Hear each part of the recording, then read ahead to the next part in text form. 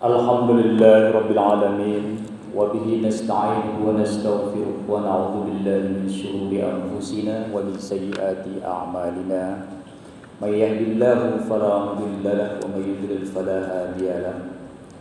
Asyhadu an la ilaha illallah wahdahu la syarika lahu wa asyhadu anna Muhammadan 'abduhu wa rasuluh. Allahumma shalli wa sallim ala sayyidina Muhammad wa ala alihi wa ashabihi wa man tabi'ahu bi ihsan ila yaumiddin. Amma ba'du, fa ya ayyuhal hadirun, usikum wa iyaya bi taqwallah faqad fazal muttaqun. Qala Allah ta'ala fi kitabihil karim, bismillahirrahmanirrahim. Ya ayyuhalladzina amanu taqullaha haqqa tuqatih wa la tamutunna illa wa antum muslimun. Hadirin jemaah Jumat yang dirahmati Allah, yang pertama dan utama adalah kita senantiasa tetap istiqamah untuk melaksanakan perintah Allah, menjauhi larangannya dengan segala daya upaya yang kita miliki dalam kesibukan kita, dalam kehidupan kita ini. Tentu harapan kita semua takwa ini nanti akan menjadi bekal terbaik buat kita. Dan ketika kita menghadap Allah, semoga dalam keadaan husnul khatimah.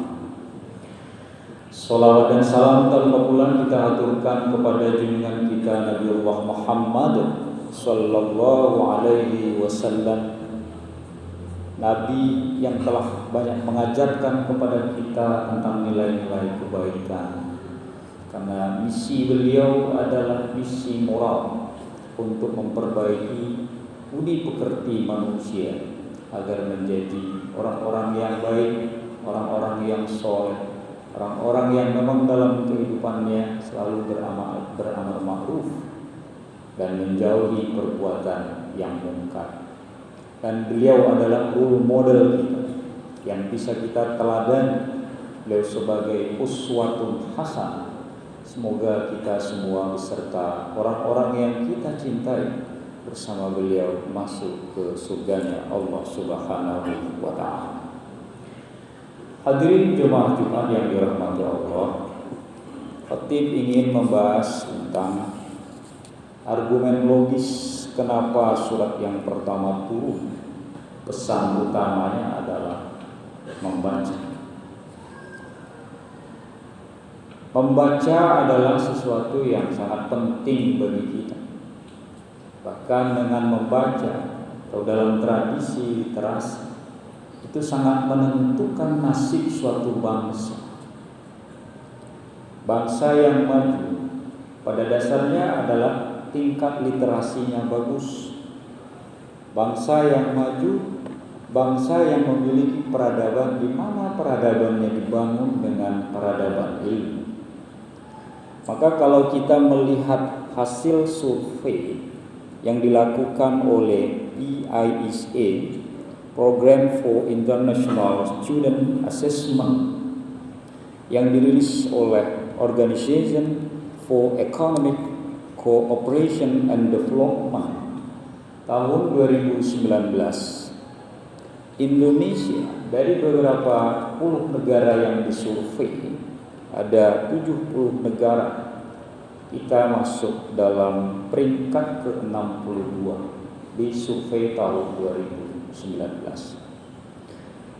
Artinya apa? Kita masih di bawah tradisi literasi kita. Kita jauh ditinggalkan oleh negara seperti Malaysia, Thailand yang di atas kita.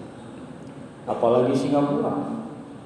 Karena peringkat pertama 10 besar termasuk itu diisi oleh Cina, Singapura, Estonia, Finlandia, Amerika, Rusia, negara-negara yang maju pada umumnya. Taiwan, ya, negara Asia banyak, Jepang masuk dalam 10 besar. Tapi kita ke 62.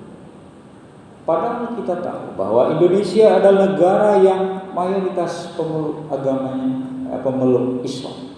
Agamanya majority Islam.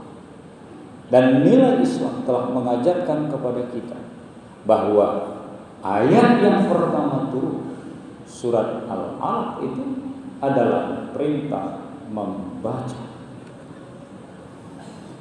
Argumen logisnya tentu bisa kita kritisi. Kalau Tuhan ingin kita mengenal, tentu Allah akan menyuruh kita, inilah saya, sembahlah saya, beribadahlah kalian kepada saya. Konsep-konsep tauhid mestinya. Tetapi faktanya, ayat yang pertama turun dalam surah Al-Alaq itu Iqra bismi rabbikal ladzi khalaq. Bacalah dengan nama Tuhanmu yang telah menciptakan.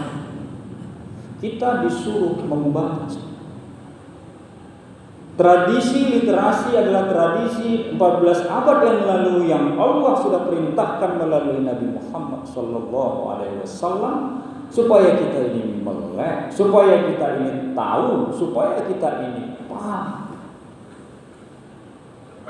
Dan Islam awal itu sudah menunjukkan itu pada peradaban Islam pada masa Golden Age. Universitas-universitas terkemuka di dunia itu justru didominasi oleh universitas Islam. Kita bisa melihat Al-Qarawiyyin, Imam Faiz Maroko, Zaituna. Kita lihat juga Universitas Al-Azhar di Mesir yang melahirkan para ilmuwan-ilmuwan terkemuka, dan efeknya luar biasa. Abad ke-7 hingga ke-12 Islam mengalami yang namanya Golden Age, masa kejayaan.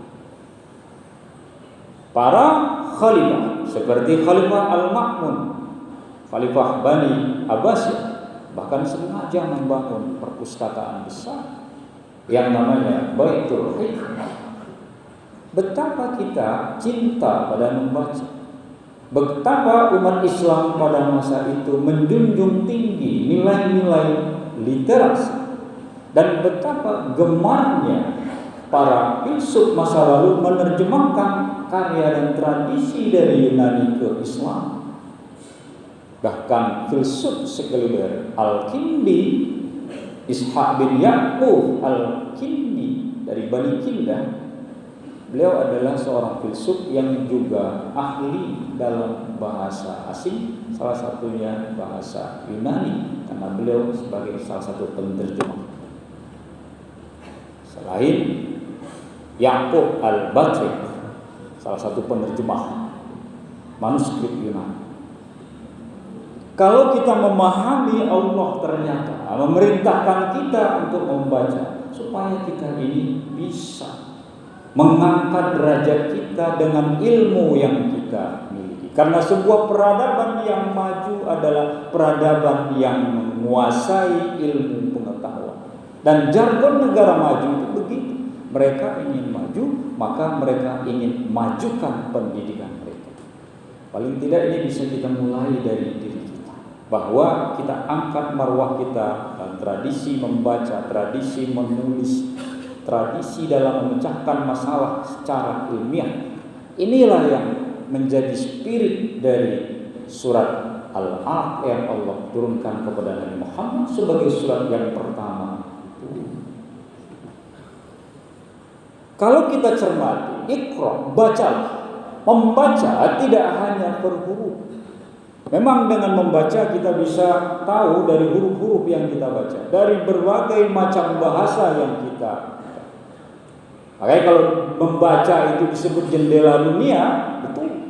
Karena dengan membaca kita tidak harus pergi ke dunia tersebut, tapi kita sudah punya pandangan, kita sudah punya informasi dari apa yang kita baca.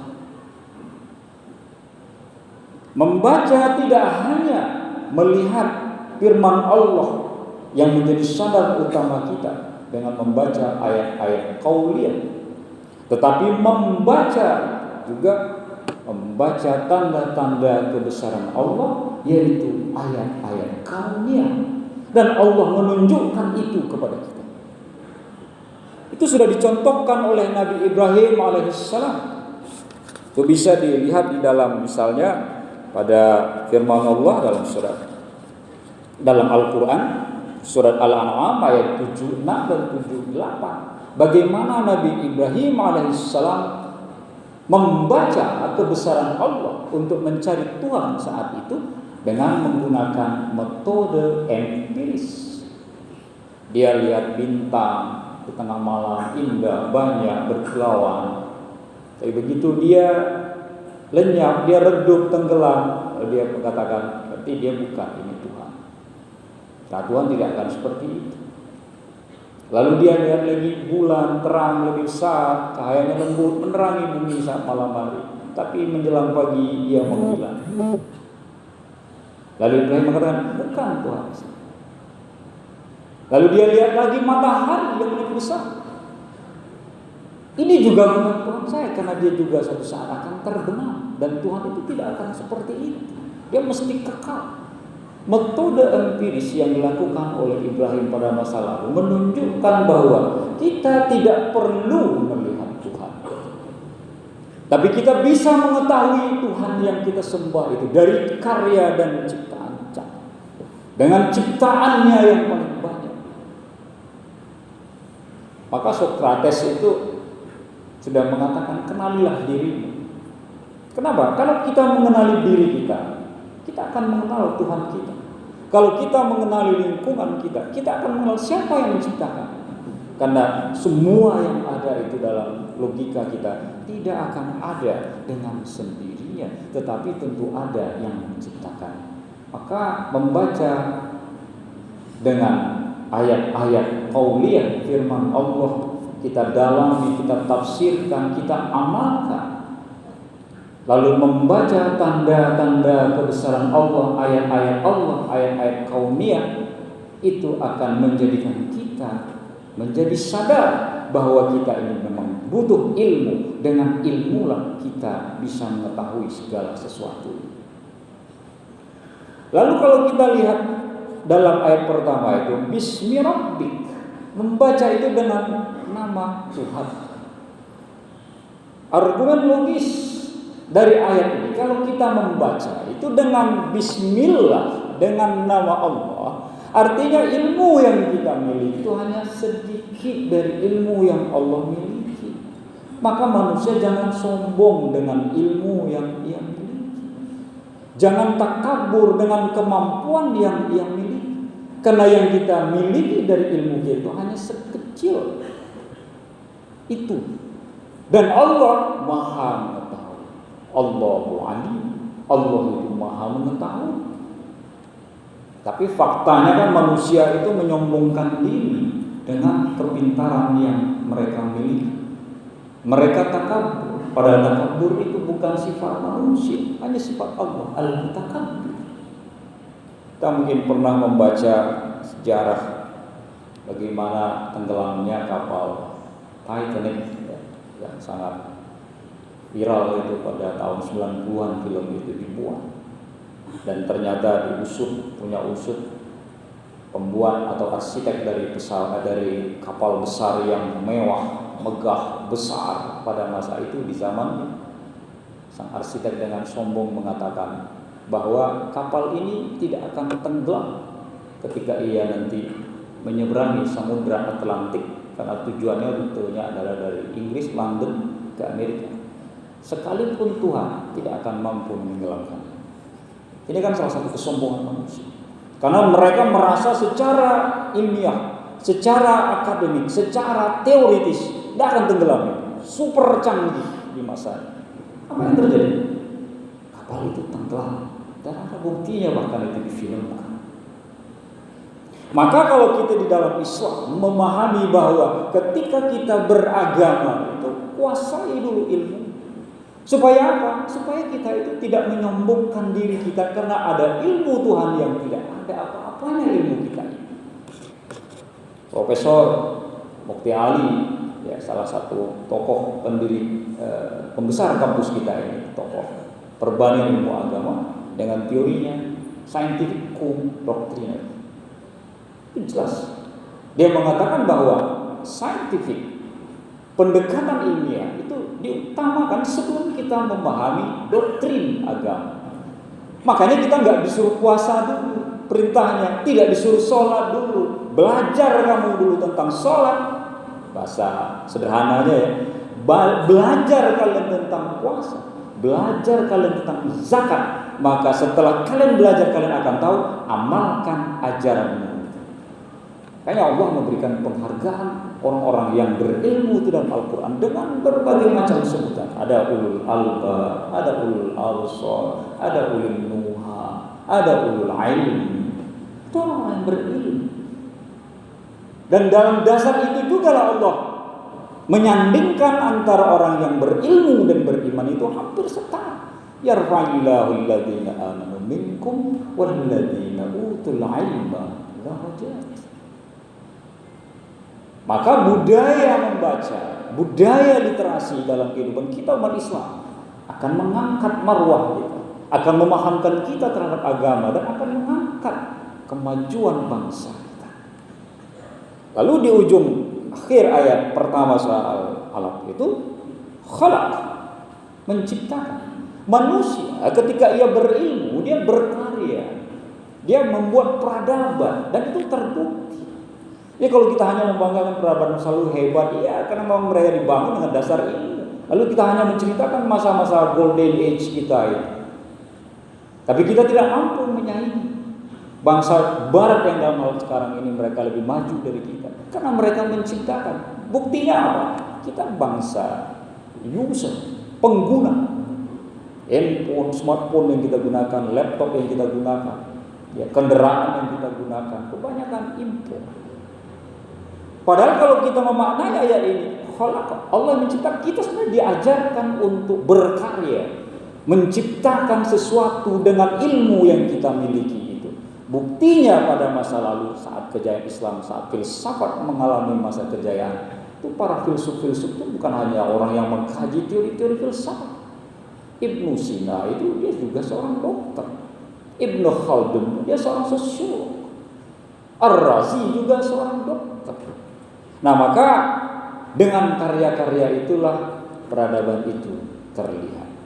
Maka kalau kita belajar bagaimana Al-Quran sudah mengajarkan kita semangat untuk berliterasi, siswa khususnya, dan kita orang yang berada dalam dunia akademik, kita berusaha untuk meningkatkan itu dan mengambil spirit dari surat Al-Alaq yang Allah turunkan kepada Muhammad untuk kita dalami, selami, dan amalkan dalam kehidupan kita. Barakallahu li wa lakum fil Qur'anil Karim wa nafa'ani wa iyyakum bima fihi minal ayati wa dzikril hakim wa taqabbal minni wa minkum tilawatahu innahu huwal ghafurur rahim.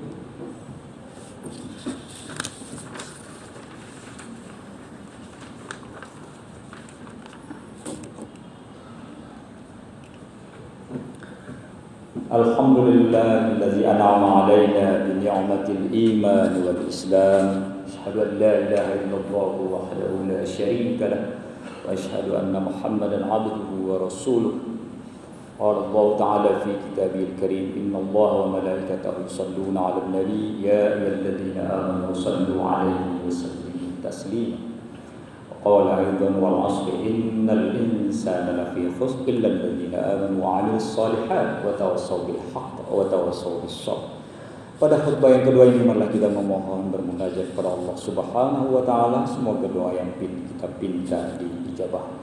Allahumma ighfir lil muslimina wal muslimat wal mu'minina wal mu'minat al ahya'i minhum wal amwat innaka samii'un qariibun mujibud da'awat wa ya qadiyal hajat.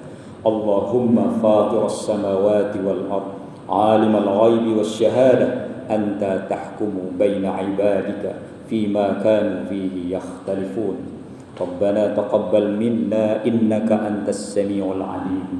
Rabbana waj'alna muslimaini lak wa min dzurriyyatina ummatan muslimatan lak wa arina manasikana wa tub alaina innaka antat tawwabur rahim.